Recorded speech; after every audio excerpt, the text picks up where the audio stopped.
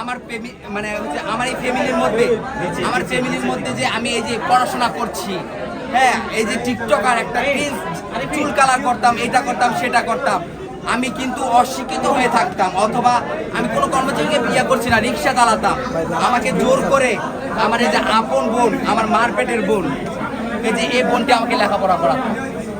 মানে আমার এই বোনটি লেখাপড়া করাতো, যখন আমি পড়তে বসতাম না সন্ধ্যার সময় একটা ব্যাট দিত লম্বা, ব্যাট দিয়ে ঠাস ঠাস করে মানে বাড়ি দিত হাতে, এখন আমার এই দাগগুলো হাতে আছে। আজকে এই বোনটি যদি আমাকে শাসন না করতো তাহলে মনে হয় আমি কখনো অ্যাডভোকেট পড়াটা শেষ করতে পারতাম না। এই আর কি।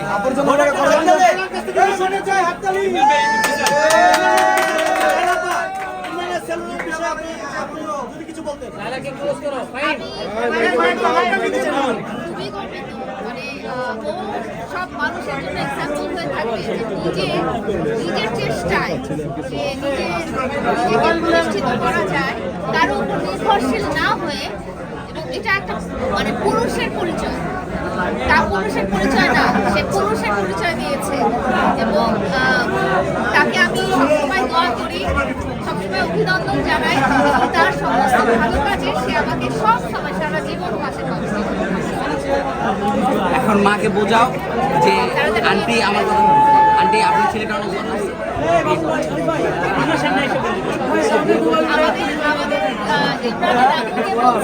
ছেলে বড় হয়ে গেছে, নিজের পায়ে দাঁড়িয়ে গেছে। আচ্ছা, যাই হোক, সবাইকে অসংখ্য ধন্যবাদ। এবং যারা হচ্ছে আমাদের সাংবাদিক ভাই আছে তাদেরকে আমি ধন্যবাদে ছোট করব না, কারণ তাদের সাথে আমাদের সবসময় কথা হয়।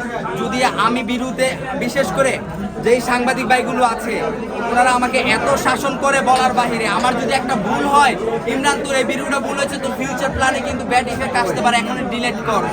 ফর এক্সাম্পল এখানে কয়েকজন আছে, আরিফ ভাই, রিয়াজ ভাই, তারপর হচ্ছে মিথুন ভাই, মেহেদি ভাই, তারপর নয়ন ভাই, আমার এই যে যেখানে দেখতেছেন এই বাইরের ঋণ আমি কখনো শোধ করবো না, কিন্তু আপনাদের সাথে আমি প্রতিশ্রুতি দিচ্ছি এরপর থেকে আমি শর্ট ফিল্ম করবো না, রিলস করবো না, টিকটক করবো না, শুধু হিউম্যানিটি কাজ হবে।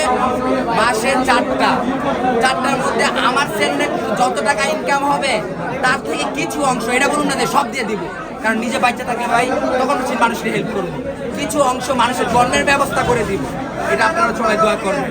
আর একটা ঘোষণা আমি বারবার দিচ্ছি, আমার লায়লা আছে, আমার বড় বোন আছে, হ্যাঁ, আমি একটা ঘোষণা দিচ্ছি, সবাই একটু শোনেন।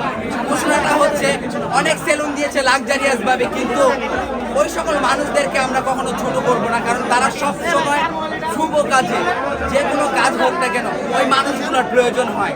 আজকে থেকে যারা হচ্ছে মসজিদের ইমাম, তারপর হচ্ছে কোরআনের হাফেজ, মাওলানা এবং এই এতিম বাচ্চা, আমার কলিজার টুকরা যারা, ঠিক আছে, আমার প্রত্যেক দিন সেলুনে 10 জন করে ফ্রি সার্ভিস পাবে প্রত্যেক দিন।